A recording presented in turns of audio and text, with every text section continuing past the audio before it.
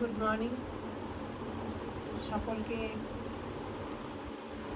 অবশ্যই জানাই যে এই গরমের দিনে তোমরা সবাই ঠান্ডা খাবার খাও, সুস্থ থাকার চেষ্টা করো। আর আমার আজকে এমনিও মানসিক অবস্থাটা খুব একটা আমাদের ভালো যাচ্ছে না সোসাইটির মধ্যে। আমাদের খুব প্রিয় একজন মানুষ, আমাদের একজন দাদা আশিসদা, উনি হঠাৎ আচমকা উনি চলে গেলেন আমাদের ছেড়ে। এটা সত্যি খুবই আমাদের জন্য দুঃখজনক ঘটনা, কারণ তিনি আমাদের, আমি যেহেতু কালচারাল কমিটির মেম্বার্স আছি, তো উনি আমাদের সব সময় অনেক সাথ দিতেন। কোনো একটা গান, কোনো একটা এতে নাচা, হইচই, আনন্দ, মানে সব কিছুতে আসে। তো আমার ব্লগগুলো যদি দেখে থাকো দেখবে যে উনি ডান্স করছেন, অত মানে খুব ফুর্তিবাজ একজন মানুষ ছিলেন। হঠাৎ তার চলে যাওয়াটা, এটা আমাদের জন্য খুবই দুঃখজনক। আমি চাই তার আত্মার শান্তি হোক, শান্তি কামনা সবসময় করছি। আজকে মন মেজাজটা একদম ভালো নেই। মেয়ে বললো যে চলো মা, আমরা এরকম করে থাকি, আমি আমার মেয়ে, যে কোনো খাবার দাবার গরিব মানুষ যারা আছে, বলতে খারাপও লাগছে, তাদের মধ্যে কিছু খাবার কিনে আমরা দিই। এটা আমাদের মনের একটা শান্তি আসে, এটা আমরা সব সময় করি। হয়তো কিছু না হোক, অন্তত একটু শরবত বানিয়ে বড় একটা বটলে করে 2 লিটারের 2-3টে বটলে শরবত বানিয়ে নিয়ে এই গরমের মধ্যে আমরা প্লাস্টিকের গ্লাস করে আমি আমার মেয়ে একটু দিয়ে চলে আসি।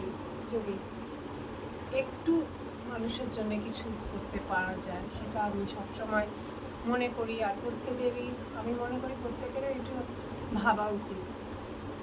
কিছু না হোক, দুটো বাচ্চা হয়তো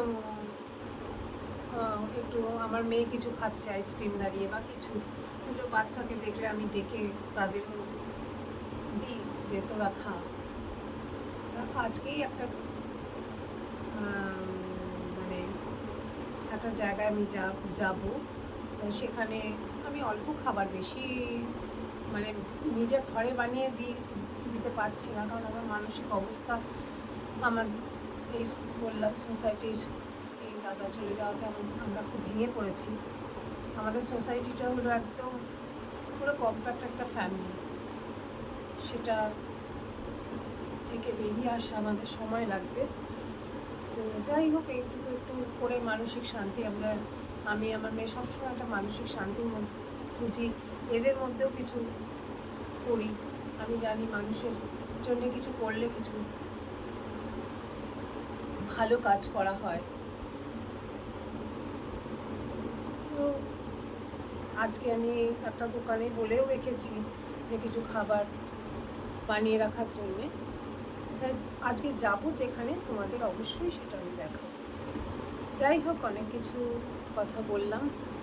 তো সকালবেলায় উঠে তোমাদের প্রত্যেককে বলবো যে যত যা হোক হোক, এই গরমে এই শরীর সুস্থ রাখার জন্যে যতটুকু দরকার ততটুকু সবাই করো। খাওয়া দাওয়া ঠিক করো, আর ব্যায়ামটা তোমরা রেগুলার করো।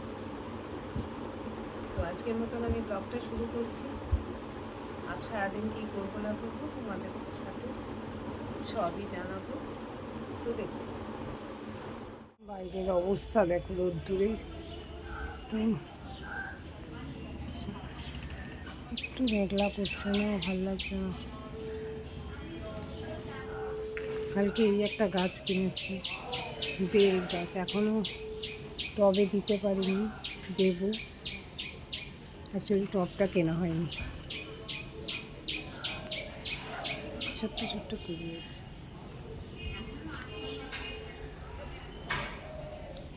বেলের শরবত খাবো, এটা বানানো হয়ে গেছে।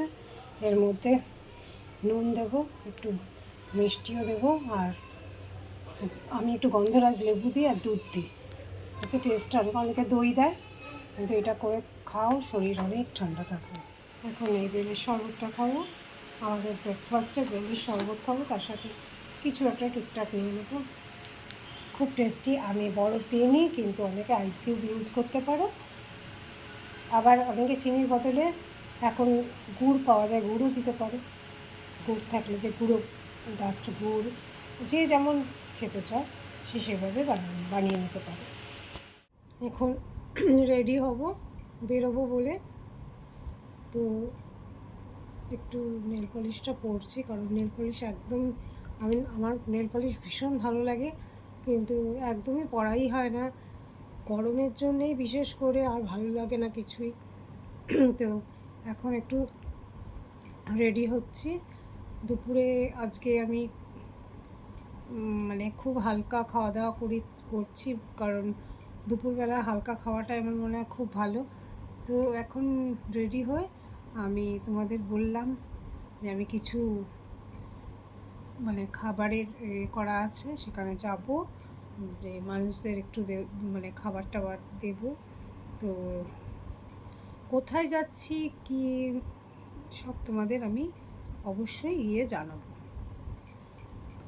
তো এখন রেডি হয়ে, টাইম খুব শর্ট, ওখান থেকে ফোনও করেছিল যে মানে খাবার করছে, সে বলেছে সব রেডি হয়ে গেছে। তো এখন চলো গিয়ে তোমাদের দেখাচ্ছি।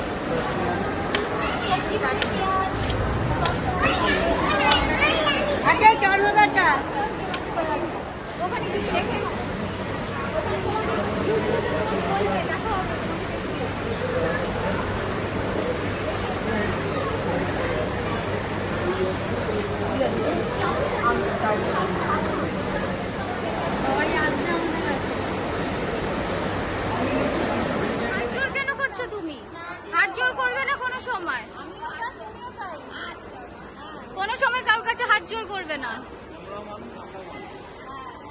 বাই করে দাও, তুমি বাই করে দাও। অভাব, একটু হেল্প করো। নিশ্চয়ই, খুব অভাব। আমি আসবো তোমার কাছে, আমি আসবো। খুব অভাব। তোমার কেউ নেই, কি করবো মা? কে দেখবে? ছেলে নাই, স্বামী নাই, নাই, কে দেখবে? দেখুন, চিন্তা করুন, ইনি সত্যিকারের অনাথ যাকে বলে তাই, তাও উনি এখানে বসে রয়েছেন। ওনাকে কেউ দেখার নেই, একটু বাঁচার আশায়। সেই বাঁচার আশাটুকু আপনারাও একটু পূরণ করুন, যাতে সবাই মিলে ওনাকে একটু হেল্প করে ওনাকে একটু বাঁচার পথ দেখান। এই তো তোমাকে আমি দিয়ে গেলাম, তো আমি আবার আসবো তোমার কাছে। এই তো তুমি করো, তুমি এটা খাবে কিন্তু, আর কাঁদবে না। তুমি কাঁদছো কেন? আমি আসবো তোমার কাছে, ঠিক আছে? এটা খেও কিন্তু। অনেকক্ষণ এসে গেছি বাড়িতে, খাওয়া দাওয়া হয়ে গেল। এরপরে দেখি তোমাদের কেমন লাগলো ব্লগটা। আমি ওখানে বলে দিয়েছিলাম যে এতগুলো প্যাকেট বানিয়ে রেখো, তা ওদের খাবার একটু দেবো। তো আগের থেকে আমি একটু বলে রেখেছিলাম যে তোমাদের খাবার তোমাদের খাবার আমি পৌঁছে দেবো, মানে আমার মেয়ে দিতে যায়, ওর এক একটা জায়গায় জায়গায় ও দেখে যেখানে সেখানে, তারপরে ও গিয়ে ওখানে গিয়ে ওদের সাথে কথা বলে আবার খাবার, মানে ওদের কিছু খাবার টাবার দেয়, অনেক সময় জল দেয়। না, এটা ঠিক কথা, আমরা যেটাই করি কোনো প্রচারের জন্যে করি না, এটা আমাদের পুরো মনের ব্যাপার। মানে হয়তো রাস্তা দিয়ে যাচ্ছি, দুটো চারটে বাচ্চাকে দেখলাম, তো আমরা দাঁড়িয়ে হয়তো একটু কিছু কিনে ওদের হাতে দিই। আমি বলছি না না, কোনো ভিউয়ার্সের জন্য না, কোনো প্রচারের জন্য না। ওদের কাছে যারা ওই লাইন থেকে আসা যাওয়া করে, তারা যেন অ্যাটলিস্ট যদি সম্ভব হয় অ্যাটলিস্ট কিছু একটু যেন হেল্প করে। হ্যাঁ, এটা যদি এই কারণে যাতে শুধু জানতে পারে আমি যে ওনার- আমি এটাও বলছি না যে তোমাদের এইখানটা এই জায়গাটাতেই দিতে হবে, তোমাদের যাতায়াতের পথে যেখানে হোক সেখানেই তোমরা পারবে। এখন আমি যেমন আমার বাপের বাড়িতে ওখানে যখন ছিলাম মৌলালির ওদিকটা, তো আমি তখন দেখতাম যে ওখানে কত মানুষ, গরিব মানুষরা বসে আছে, দেখবে একসাথে অনেক জড়ো করে বসে থাকে। তো এটা আমার বাবা মা ছোটোর থেকে শিখিয়েছে যে যদি ছোট বাচ্চারা থাকতো, আমার বাবাও দিত, আমার বাবার অনেক দান ছিল, আমার বাবা অনেক করতো। সুতরাং এইগুলো আমাদের ছোটোর থেকে মানসিকতা আমার মেয়ের মধ্যেও আছে, তো এটা থাকা ভালো। তো সবসময়, আর আমি বলবো ছোট বাচ্চাদের হাতে কোনো দিন পয়সা দেবে না, টাকা দেবে না, কারণ ওরা টাকার মর্মটা বুঝে উঠতে পারে না, কারণ ওদের এখন বোঝার বয়স হয়নি। তখন কত রকম নেশা করতে পারে। তোমার দরকার হলে তুমি চকলেট কিনে দাও, বিস্কুট কিনে দাও, ফ্রুটি কিনে দাও, যা হোক হাতে কাছে কিছু কিনে দাও, আইসক্রিম কিনে খাওয়াও, কিন্তু পয়সা হাতে দেবে না। এতে পয়সা বড় সাংঘাতিক লোক থাকে। আর আজকে যেটা আমি করেছি, জাস্ট আমি কিছুটা একটু তুলে ধরলাম। যদি কোনো সহৃদয় ব্যক্তি ওখান থেকে যাওয়া আসা করে দমদম মেট্রো স্টেশন অবধি, ওইখানটায় দেখবে অনেক গরিব মানুষ বসে থাকে, কত বয়স্ক মহিলারা বসে থাকে। একজন বয়স্ক মহিলা বলল যে তার ছেলে বউ তাকে রাস্তায় ওখানটাই ছেড়ে দিয়ে চলে গেছে, সেইখান থেকে স্টেশনটাই ওর জীবন। কারণ এই বয়সে সে আর কোথায় যাবে, রাস্তাঘাটে চাপা পড়তে পারে, লোক তো কাজেও নেবে না, আর তার কাজ করার ক্ষমতাও নেই। তো এইসব মানুষদের দেখলে মানে চোখ ফেটে জল আসে। দেখো, একদিনের খাবার দিয়ে তো তার পেট রেগুলার আমি চালাতে পারবো না, কারণ আমার কোনো এনজিও আমি করি না, আমি করছি না এনজিওর কোনো এইসব আমার লোক দেখানি জিনিস আমার নেই। আমি বহুদিন ধরে করি আমার নিজের মধ্যে, আমার এতগুলো ব্লগ করেছি তোমাদের দেখেছো, আমি কিন্তু অনেক মানুষকে ওই ফাঁকে ফাঁকে সব কাজ করি, কিন্তু আমি কোনোদিন দেখাই না। কিন্তু আজকের দিনটা আমি জাস্ট দেখালাম, আমার চোখ ফেটে জল আসছে। তাছাড়া একজন আছে খিদের জ্বালায়, দেখবে খিদের জ্বালায় সে বোবা হয়ে গেছে। আমরা তো প্রতিদিন কত খাবার ফেলে দিই, এক মুঠ খাবার যদি কাউকে দিয়ে তার যদি একদিনেরও একটু পেটটা ভরে, তাতে ক্ষতি কী? একটু যেমন এই যে গরমটা পড়েছে, মানুষের জল দাও, একটু জল করে, এই যে যখন এই ফ্লিপকার্ট বা এইসবের লোকজনরা আসে বা কোনো সেলসের যারাই আসুক, তারা যদি একটু জল চায়, তাদের জল দেওয়া অবশ্যই দরকার। জলটা খুব প্রয়োজন মানুষের। তো যাই হোক, এটা আমি কোনো মানে বড় কথা বা কিছু না, এটা আমার মনে হয় সবারই এই শিক্ষা পাওয়াটা দরকার। মানে আমাদের পরবর্তী জেনারেশন ছেলেমেয়েরা যে একটা আইসক্রিম খাচ্ছে, তো একটা বাচ্চা যদি দাঁড়িয়ে থাকে, তাকে একটা আইসক্রিম, সে যদি 40 টাকাও একটা আইসক্রিম খায় সাপোজ, তাহলে 10 টাকার একটা আইসক্রিম তাকে কিনে দেওয়া উচিত আমার মনে হয়, কারণ লোভ মানুষের সবারই থাকে। তো এই মানসিকতাটা সবসময় রাখা উচিত। আর আমি এই জন্যেই আজকে জাস্ট বলছি যে আমি কিছু কিছু মানুষজনকে অনেক দিন ধরেই দেখি, যাদের খুব প্যাথেটিক অবস্থা, খিদের জ্বালাটা বড় জ্বালা, বড় কষ্ট। যত চাই বলো, তুমি এক মুঠ ভাত খেলে মানে সেই জ্বালাটা হয়তো জুড়ায়, কিন্তু একটা মানুষ খিদের জ্বালায় বোবা হয়ে গেছে, এই দৃশ্যটা, এই কষ্টটা সহ্য করা যায় না।